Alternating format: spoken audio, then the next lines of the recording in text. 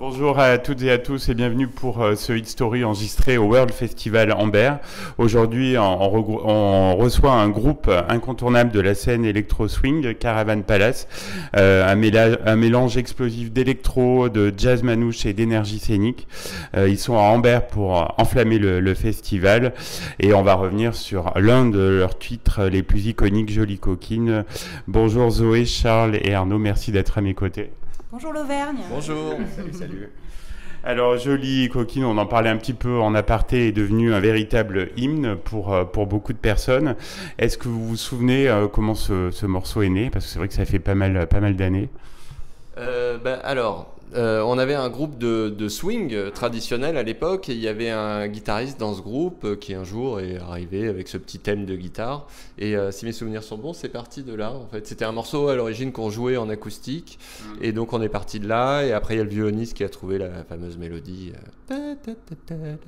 je chante pas très juste, mais voilà. Et puis après, il y a Zoé qui a mis ses paroles dessus. Oui, du coup, c'est marrant parce que moi, c'est pour le coup le vrai premier titre de collaboration qui a signé notre rencontre, puisqu'ils étaient à l'époque encore un groupe instrumental en démarche de recherche de vocalistes.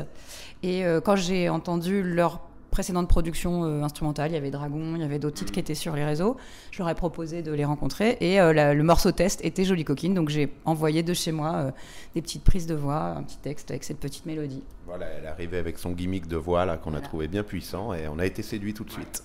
Oui, il y a de quoi être séduit puisque le morceau a vraiment surpris et conquis le public. Et on imagine que vous attendiez pas un tel engouement pour ce titre un petit peu atypique.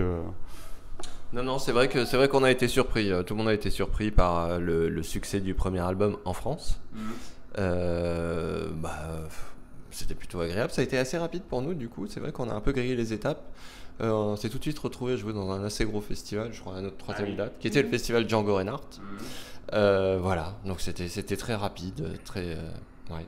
Pour autant, on invite évidemment toute l'Auvergne et toute la France à écouter les disques qu'on a fait depuis, parce que c'est vrai que dans l'imaginaire collectif, on est resté un groupe de jazz manouche électro-swing, alors que c'était une influence forte de ce premier album, qui nous a donc valu des invitations au Festival Django.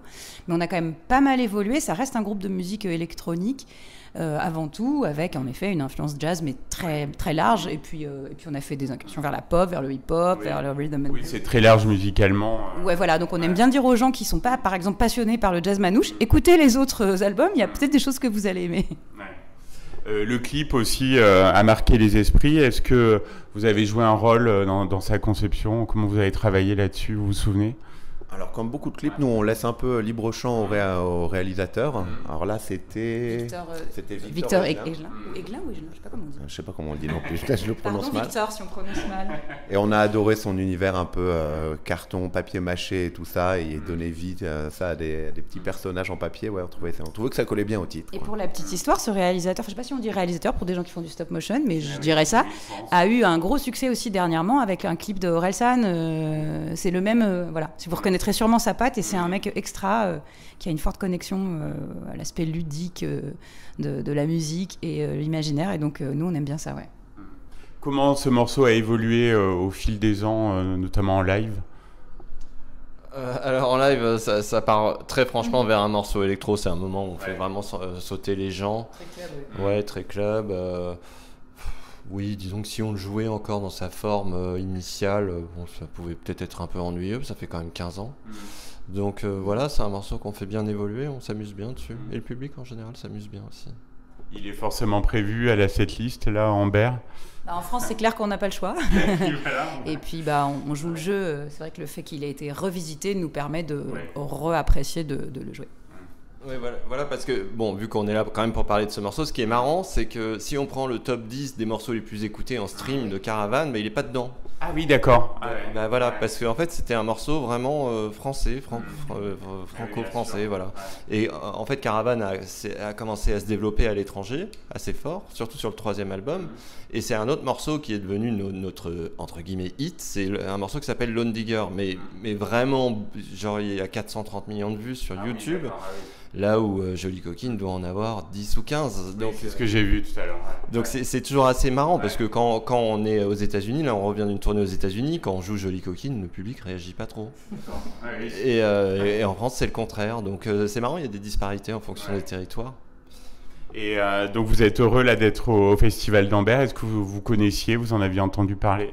Bah, on découvre, pour être très honnête. Par contre, on aime bien jouer en région Auvergne et tout. On est bien attaché à la coopérative. J'allais vous en parler. On joue à chaque fois. Donc on est content de faire un festival dans le coin. Et puis je trouve ça chouette qu'il existe encore des festivals qui mettent la danse à l'honneur, parce que la danse et la musique sont indissociables.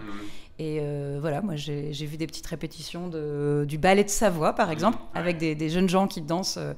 Bah, ça m'a hyper émue. Je trouve ça touchant de voir que ça reste fort dans la culture. Ça fait du bien. On imagine que vous avez plein de dates là pour l'été. On va en voir le bout là, parce qu'en fait depuis qu'on a sorti l'album, je crois qu'on doit en être à 120. C'est ça? Sûrement. Ouais, quelque chose comme ça. On sera à 120 à la fin de la tournée. Là. Voilà. Mais qui est dans 4 dates? Ouais, 4 dates. Un truc comme ça. Voilà, c'est vrai qu'on a fait une grosse tournée aux États-Unis où on a fait genre 25 dates en 5 semaines. Donc ça nous a un peu épuisé, mais bon, après c'est différent. Là, c'est l'été, on profite. Hier, on était à Juan-les-Pins. La Seine, elle est devant la mer, c'est magnifique, incroyable. Voilà, donc c'est des très bons moments, mais bon, voilà, un moment, il faut faire un petit break. Voilà. Et au-delà de la scène, quelle est l'actualité, les projets du groupe? Alors justement, ouais, on a sorti dernièrement un mix des morceaux de Caravane, mais retravaillé, remixé plutôt avec une tendance house, donc très électronique, ça tape beaucoup plus, qu'on a sorti un peu sur toutes les plateformes, YouTube, Spotify, etc. Mais c'est pas du tout un album, hein, c'est une espèce de cadeau, un interlude entre les albums. Voilà, et puis on va se remettre à écrire des nouveaux titres pour lâcher sans doute des singles dans les mois qui vont venir. Et puis à l'automne, une petite date pour la première fois à Shanghai. On est heureux, c'est la première fois qu'on va aller sur ce territoire. Donc on continue d'explorer le monde. Ouais. Vous viendrez nous voir en Auvergne, hein, quand même, toujours. Hein. Et ben, si on est dispo, avec plaisir. Quand vous regardez dans le rétroviseur, qu'est-ce que vous vous dites par rapport à votre beau parcours? Il y a quand même eu du chemin parcouru. Voilà, on partait pour un premier album au début sans forcément se projeter sur le long terme. Et puis, l'innocence premier album. paye. Exactement.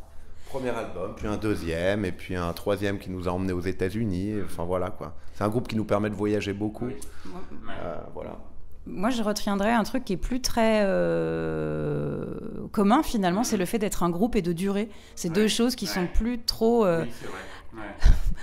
courant. Oui. Et il y a une certaine fierté parce que le groupe, c'est la communauté, c'est sortir de l'ego, de soi, de l'individualisme. Et voilà, là, ça prend une dimension un peu politique ce que je dis, mais vraiment, c'est réel. Ce que ça met comme enjeu au niveau individuel de faire partie d'un groupe et une bonne leçon de vie. Voilà, on peut, sur la fameuse sentence qui dit que seul, on va plus vite, mais ensemble, on va plus loin. Je trouve que Caravane est une belle représentation de ça. Et vive les groupes et vive le fait de durer dans un monde où tout est jetable. Voilà, moi je suis personnellement fière de ça. Vous pouvez, un très beau message. Merci beaucoup Zoé, Charles et Arnaud pour Caravane Palace. On vous souhaite un très bel été et puis à bientôt en Auvergne. Merci. Merci beaucoup.